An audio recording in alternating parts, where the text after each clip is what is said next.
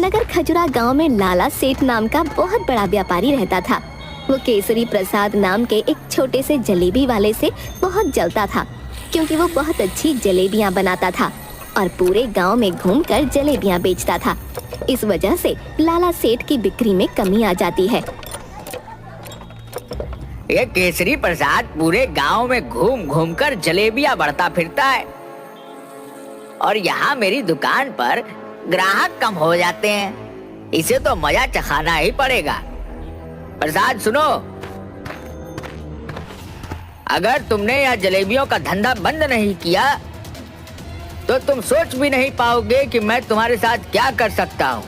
केसरी प्रसाद, तुम अपना यह जलेबियों का धंधा छोड़कर कुछ और काम शुरू कर दो। देखो सेठ, मैं अपना धंधा नहीं छोड़ सकता।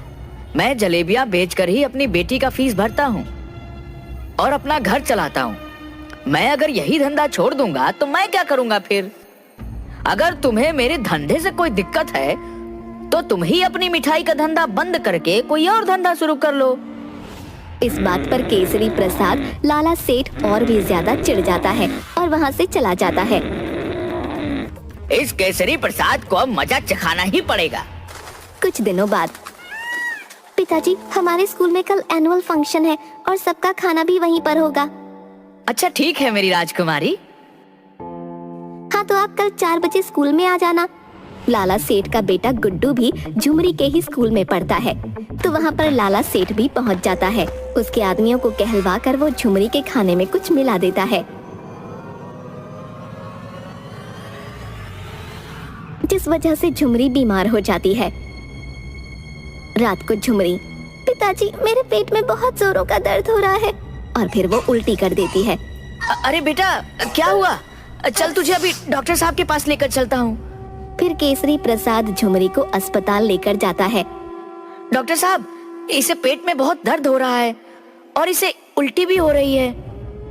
इसके खाने में कुछ ऐसा आ गया है जिस वजह से इसके पेट में दर्द हो रहा है।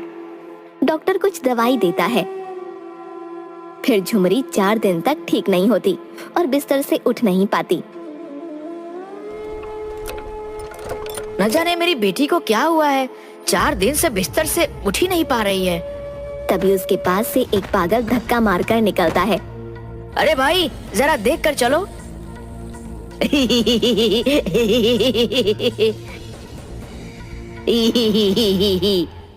तुम्हें खाना है तो खा लो।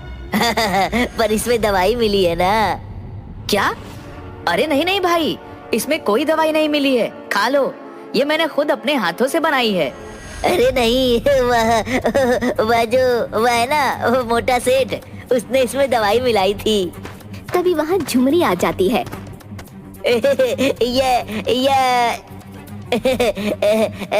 इसी ने तो मिलाई थी ना उस दिन। क्या? किसने मिलाई थी दवाई? उस मोटे सेठ ने उस दिन मिठाई में कुछ मिला दिया था।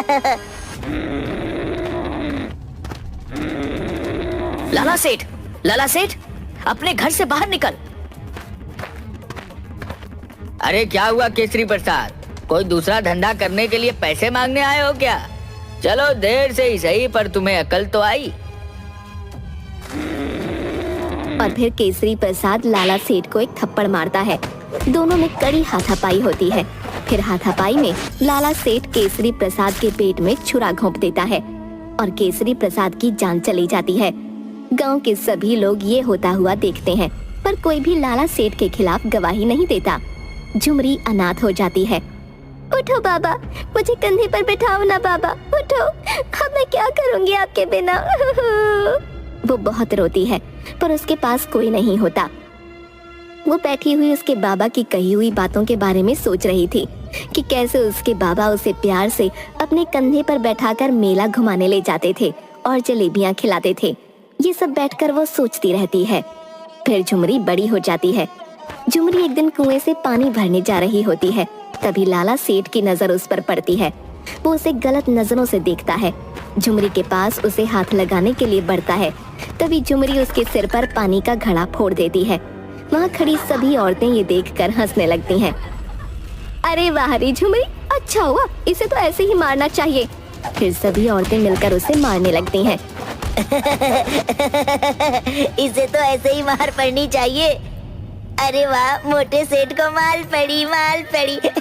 मोटे सेठ को माल पड़ी, बड़ा मजा आया। झुमरी, तुझे तो मैं छोड़ूंगा नहीं। अरे चाचा, नहीं तो और भी मार पड़ेगी। लाला सेठ कुछ बड़बड़ाते हुए वहाँ से निकल जाता है।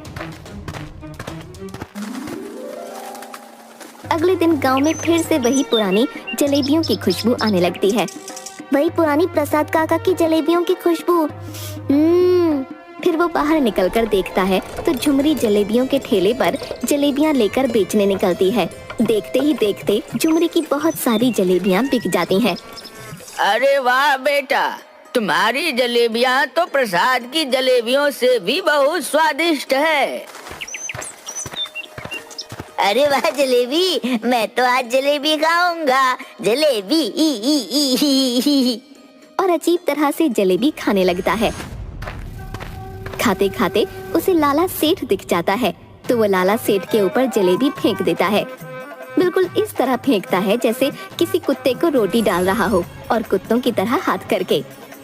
तुझे भी जलेबी खानी है? लाला सेठ गुस्से से वहाँ से निकल जाता है। झुमरी के ठेले पर बहुत भीड़ आने लगती है और ये सब मिठाई वाले लाला सेठ को रास नहीं आता। वो कुछ गुंडे झुमरी को उठाने के लिए भेज देता है। आज तो वो झुमरी मुझसे नहीं बचेगी।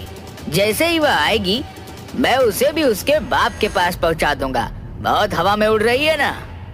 तभी वो दोनों गुंडे पिटी हुई हालत में लाला सेठ के पास पहुंचते हैं। अरे तुम्हारी यह हालत किसने की? और किसने लाला सेठ? उस लड़की ने जिसे आपने उठाने के लिए भेजा था। वह तो बड़ी ही टेढ़ी खीर निकली। मैंने तुम दोनों को एक लड़की उठाने के लिए कहा था। तुम दोनों से वह भी ठीक से नहीं हुआ। अब जाओ यहाँ से और मुझे अपनी शक्ल मत दिखाना। पर ये झुमरी इन दोनों हट्टे कट्टे पहलवानों को कैसे पीट सकती है? फिर उसे याद आता है कि उसने उसकी भी हालत खराब कर दी थी। वो सोचता है कि झुमरी को मजा चखाना ही पड़ेगा। एक दिन झुमरी जलेबी का ठेला लेकर गांव में बेचने जा रही थी।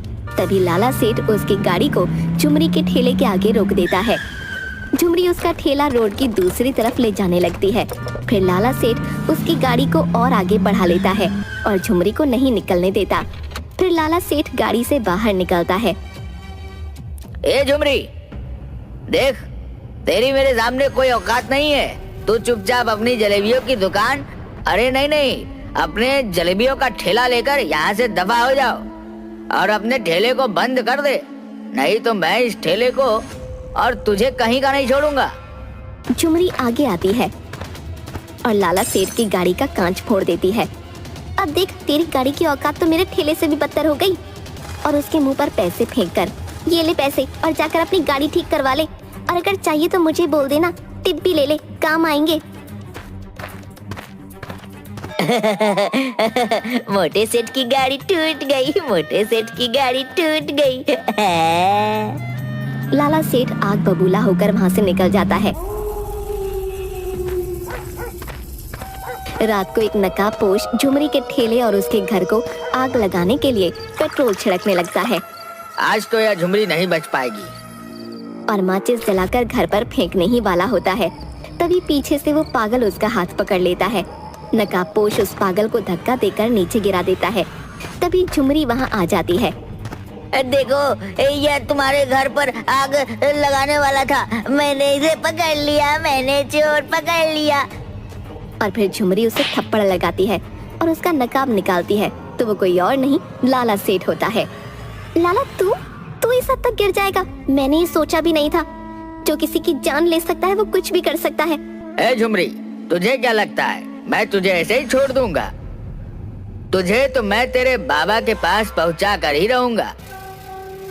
उसे भी मैंने बहुत धमकियां दी थी पर वह सीधी तरह नहीं माना। फिर मैंने उसका पत्ता काट दिया, पर अब तूने भी मेरी नाक में दम कर दिया है। मैं तुझे भी नहीं छोड़ूंगा।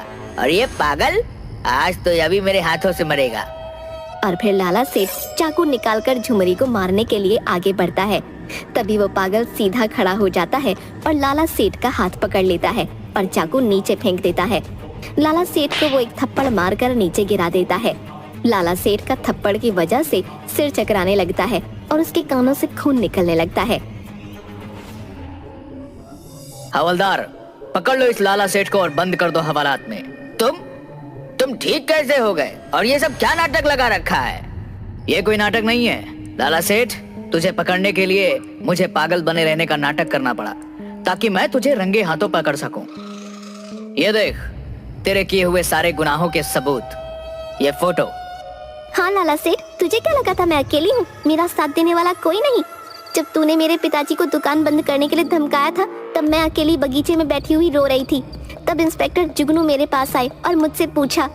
अरे क्या हुआ गुड़िया रानी? कुछ नहीं, वो मोटा मिठाई वाला, वो मेरे पिताजी को रोज धमकाता है और उन्हें जलेबियाँ बेचने के लिए मना करता है।